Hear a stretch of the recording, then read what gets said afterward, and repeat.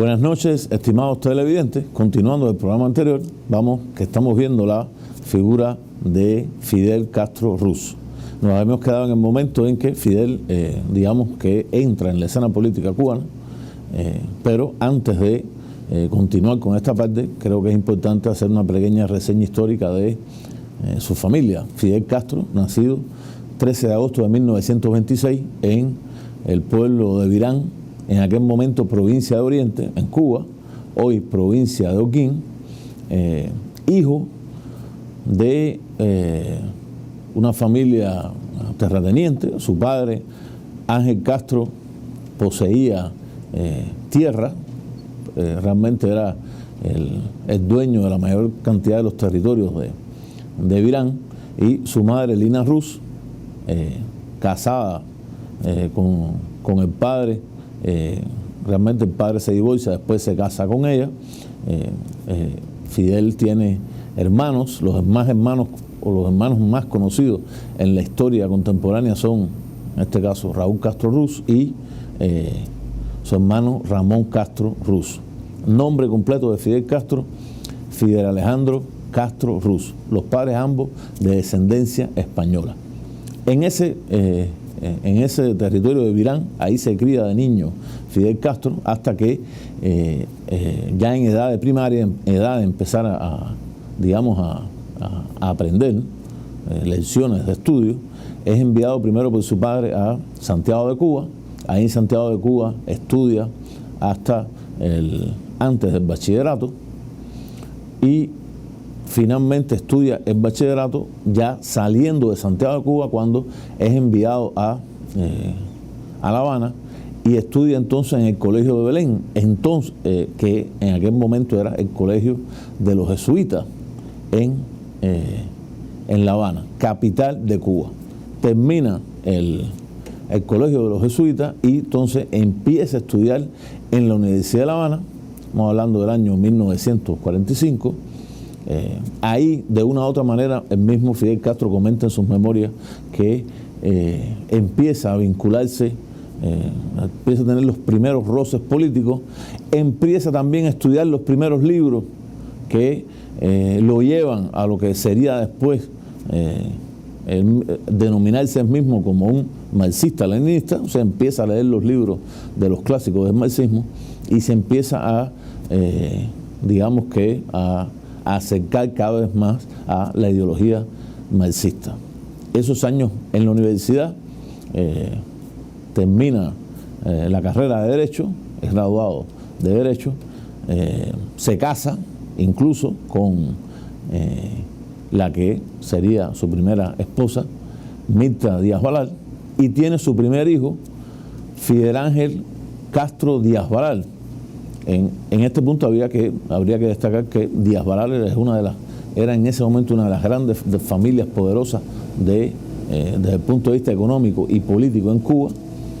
Díaz Balart son hoy mismo los familia que tanto Mario Díaz Balart como Lincoln Díaz Balart son parte del lobby cubano o cubano-americano dentro del Congreso de los Estados Unidos, y esta fue la primera familia de Fidel Castro. O sea, familia que, totalmente opuesta desde el punto de vista ideológico a los pensamientos de que ya se considera, según sus propias memorias, como un hombre influido por el marxismo. Ahí llega Fidel Castro, habíamos dicho en el programa anterior, se empieza a vincular con el Partido Ortodoxo, Partido del Pueblo Cubano, desgajamiento del Partido Auténtico, y en 1952 incluso estaba nominado de manera independiente, pero por el Partido Ortodoxo, para un puesto dentro de la Cámara de Representantes en Cuba, para las elecciones de 1952. En esto había que tener en cuenta, un año antes, en el año 1951, se había suicidado Eduardo Chivas, líder fundador del Partido Ortodoxo, pero sus seguidores igual se iban a lanzar en el año 1952 a las elecciones que serían las cuartas elecciones del periodo republicano en Cuba,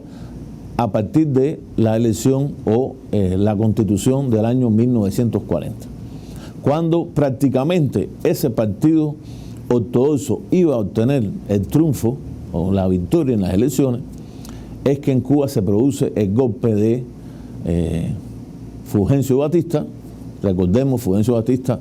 año participante en la Revolución del 33, uno de los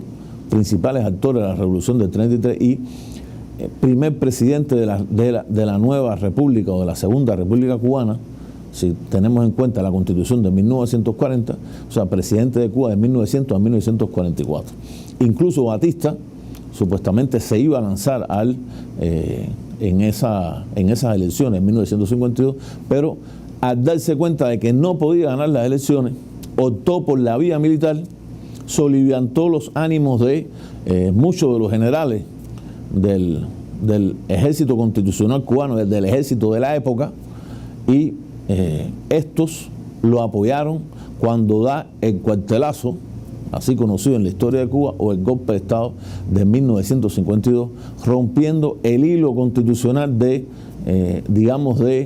la historia de la Cuba republicana, que había comenzado esa segunda parte en el año 1940. Este propio año, Fidel Castro, ante ese golpe de Estado, denuncia en los tribunales de Cuba a Batista por haber roto con la Constitución,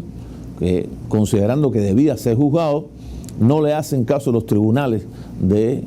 Cuba, y es el momento en que Fidel Castro, él mismo, considera que la vía, democrática revolucionaria en Cuba había concluido, no había posibilidad de hacer cambios estructurales o del sistema cubano desde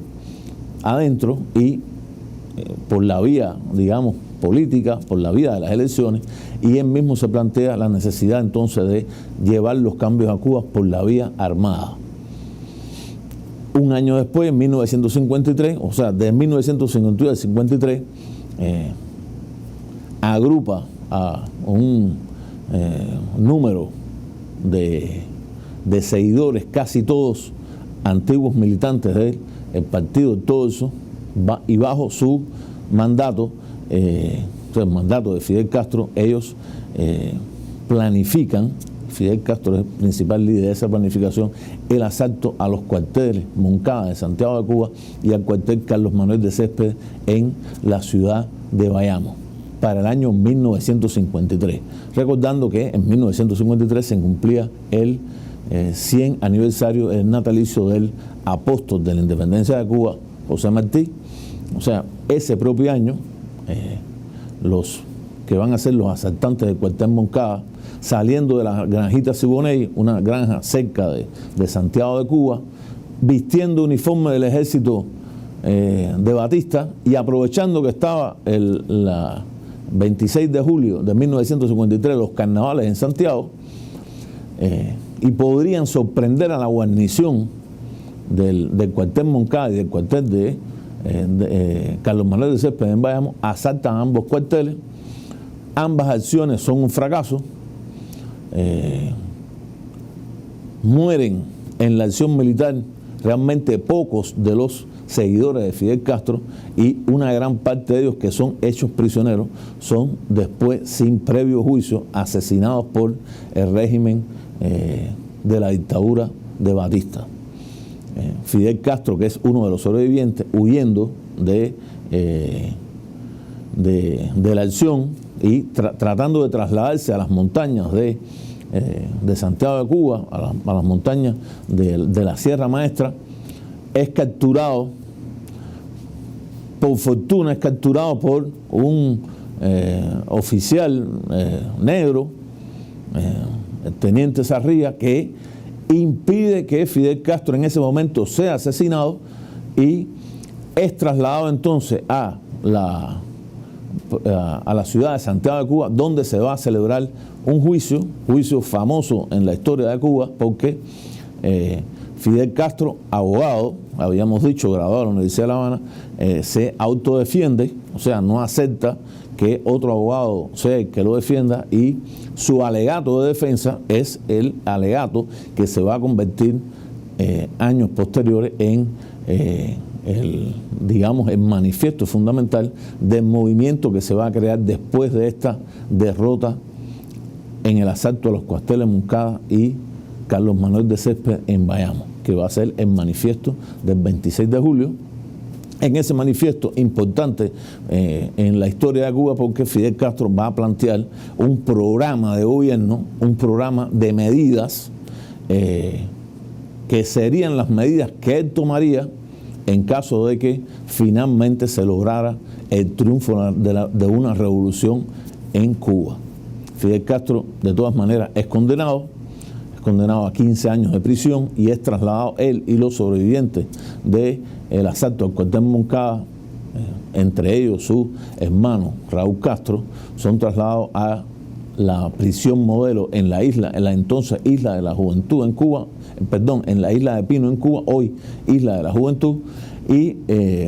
realmente va a estar prisionero en la Isla de la Juventud, en esta prisión modelo, casi 2 años, algo más de 1 año, cuando por una amnistía en el año 1955 son liberados los asaltantes al cuartel Moncada, son recibidos, viajan a La Habana y prácticamente ese mismo año Fidel Castro, que ya estaba convencido de que por la vía de las elecciones no se podía haber un cambio en Cuba, decide marcharse a México y ahí organizar una expedición que sería la que trasladaría a las fuerzas seguidoras y parte integrante del movimiento 26 de julio en lo que se denominaría una guerra realmente de guerrilla, empezando por la zona oriental y que llevaría a que finalmente en Cuba se diera un proceso de tipo revolucionario. Es en Santiago de Cuba, es en la Ciudad de México, en ese momento de ese también planeación de todo de lo que sería el desembarco del yate Granma, que es un yate que compran, que por cierto lo compran con dinero de los auténticos, o sea, grupos de corte liberal no marxista, que dieron el dinero para que Fidel Castro organizara la expedición hacia la isla de Cuba. Hasta aquí esta primera parte del programa, continuamos unos minutos más tarde. Gracias.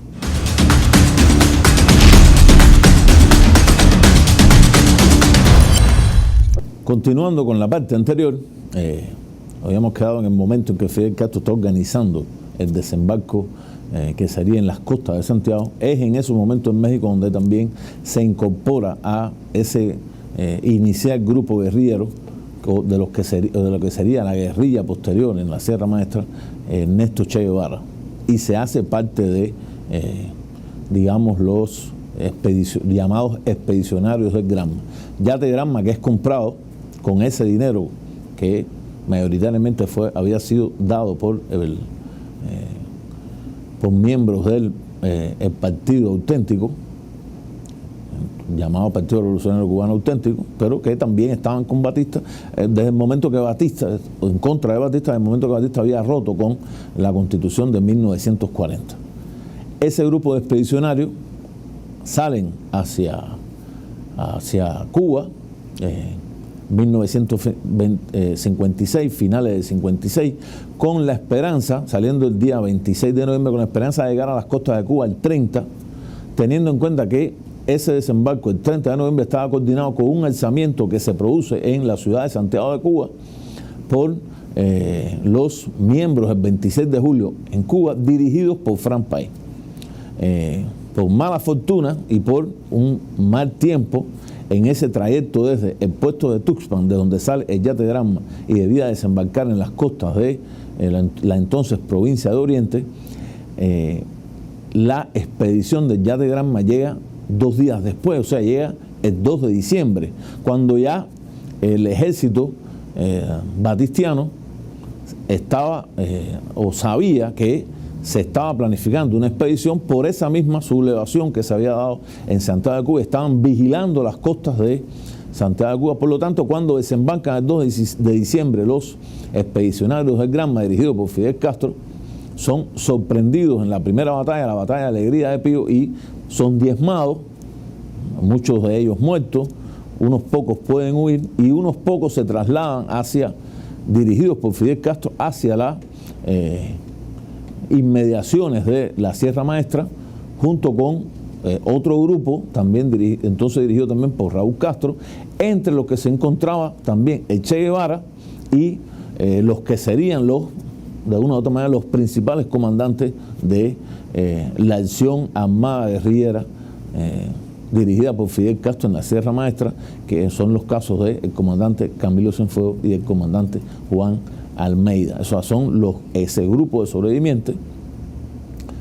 12 hombres, a los que se incorporan también ya otro de origen campesino, Guillermo García Frías, otro que será de los principales comandantes de la revolución, y suben a la Sierra Maestra y ahí instalan un campamento que va a ser el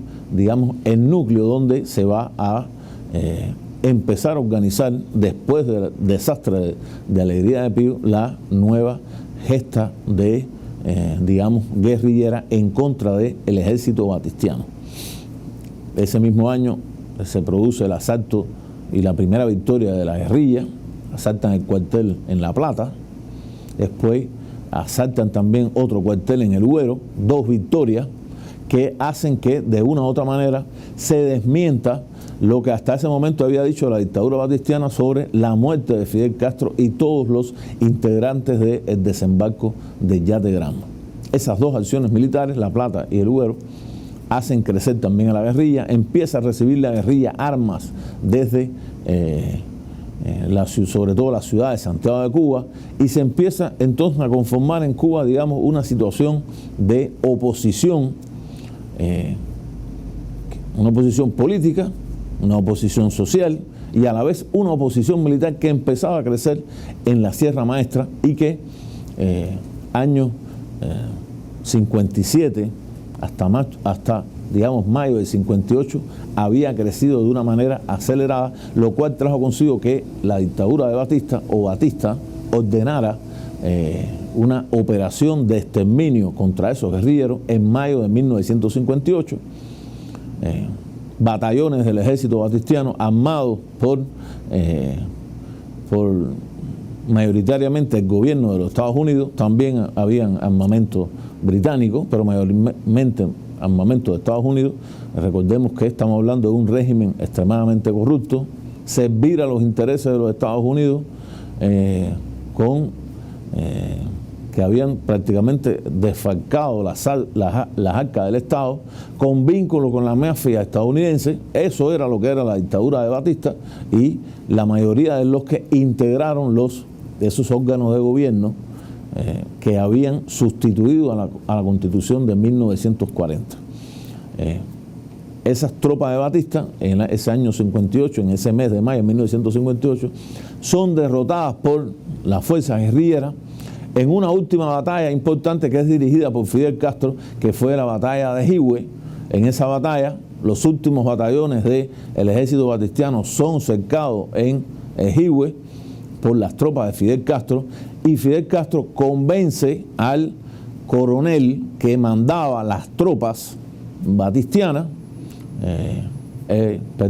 entonces comandante Quevedo, después ascendido, el comandante Quevedo lo convence para que se rinda con todas sus tropas. Esas tropas se rinden. El comandante Quevedo incluso pasa a integrar parte de la guerrilla, con parte también de los hombres que se rinden, y que se sepa, nadie de los rendidos fue maltratado, nadie fue fusilado, los heridos fueron curados, en una política, muy inteligente, porque hacía que los soldados y los integrantes del ejército batistiano, cuando combatían con las tropas rebeldes, supieran que si se rendían no iban a ser asesinados. Por lo tanto, era más cómodo para ellos rendirse ante los guerrilleros, y eso mermaba de una u otra manera la capacidad de resistencia de ese ejército. Eso fue una política de Fidel Castro, una política extremadamente inteligente. 1958 se lanza entonces la contraofensiva guerrillera en 2 columnas, una columna dirigida por el comandante Ernesto Che Guevara y otra columna dirigida por el comandante Camilo Cienfuegos, que avanzando desde la Sierra Maestra, Camilo Cienfuegos cerca en la entonces provincia de Las Villas, actualmente provincia de Villa Clara, a el cuartel de Yaguajay, mientras Ernesto Che Guevara cerca la ciudad de Santa Clara, ciudad más importante del centro de Cuba, e incluso descarrila y derrota a un tren militar, un tren blindado que armado en la ciudad de La Habana había sido mandado con la intención de reforzar las tropas del régimen batistiano en Villa Clara, convirtiéndose esa victoria de Villa Clara prácticamente en el puntillazo o uno de los puntillazos finales de la derrota del ejército batistiano, porque esa derrota trae consigo que en La Habana, Batista, ante la derrota y el avance en ese momento que realmente parecía incontenible de las fuerzas guerrilleras, en el centro, en el oriente, Fidel Castro con las tropas guerrilleras en Oriente cercan el cuartel Moncada, ese mismo cuartel que en 1953 había sido atacado y no tomado, y también convence al comandante del cuartel a que se rinda e incluso que se pase a la fuerza de la prácticamente naciente revolución. Y estamos diciendo naciente revolución porque la caída de Santa Clara y la caída o prácticamente el traslado del poder hacia la fuerza guerrillera en Santiago de Cuba, dirigida por Fidel Castro, traen consigo que el 1 de enero de 1959 el tirano Batista, el dictador, huya en un avión y deje prácticamente abandonado a su suerte a lo que quedaban de sus generales y el resto del ejército. En ese momento incluso la embajada de Estados Unidos trata de, mediar la situación, tratar de que Fidel Castro y los guerrilleros no tomen el poder. Fidel Castro lanza entonces la famosa proclama de huelga general para destruir totalmente el régimen que Batista había dejado en manos de General Cantillo, y esa huelga general junto con el llamado de Fidel Castro hacen consigo que finalmente caiga los restos de hasta ese momento ese régimen dictatorial que no pasa a las manos del ejército, y que Fidel Castro incluso en Santiago de Cuba, en la locución después de su entrada y evidentemente de la victoria de la revolución, que se conmemora desde ese momento todos los años el 1 de enero de 1959, hace el llamado a que se profundice la revolución. Sale en una columna desde Santiago de Cuba, y desde Santiago de Cuba hasta llegar a La Habana, pasando por los principales cabeceras provinciales y los principales pueblos de la isla de Cuba, donde deja instalados diferentes órganos del ya gobierno revolucionario. Así Fidel Castro entra en La Habana el 8 de enero de 1959 en un gran recibimiento de masa. Las imágenes hablan por sí solos. Un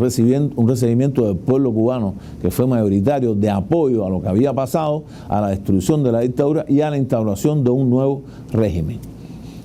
Es importante destacar que en ese momento que Fidel hace su entrada y se empiezan a constituir, los nuevos órganos de poder tomando en cuenta otra vez la Constitución de 1940, que es la Constitución que es restaurada. En ese primer momento, Fidel Castro es elegido primer ministro del gobierno revolucionario. O sea, hay un presidente, en este caso fue el presidente Urrutia, que dura unos pocos meses por contradicciones con Fidel Castro, y ante la renuncia de Fidel Castro y un llamado del pueblo cubano que va y lo aupa, lo ayuda, lo promueve y no acepta su renuncia, tiene que renunciar entonces el presidente Urrutia y se hace presidente de Cuba el Osvaldo Ortigoz Torrado, otro presidente,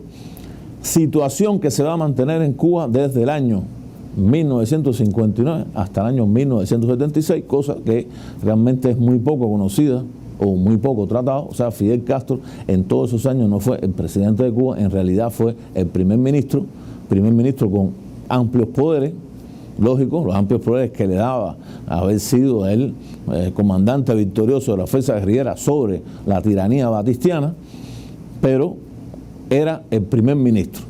No es hasta el año 1976 cuando en una nueva constitución, la constitución de 76 en Cuba, cuando Fidel Castro asume el cargo de presidente de los consejos de Estado y ministros de Cuba. Hasta aquí este programa, que continuaremos con la figura de Fidel Castro en próximas ediciones. Muchas gracias.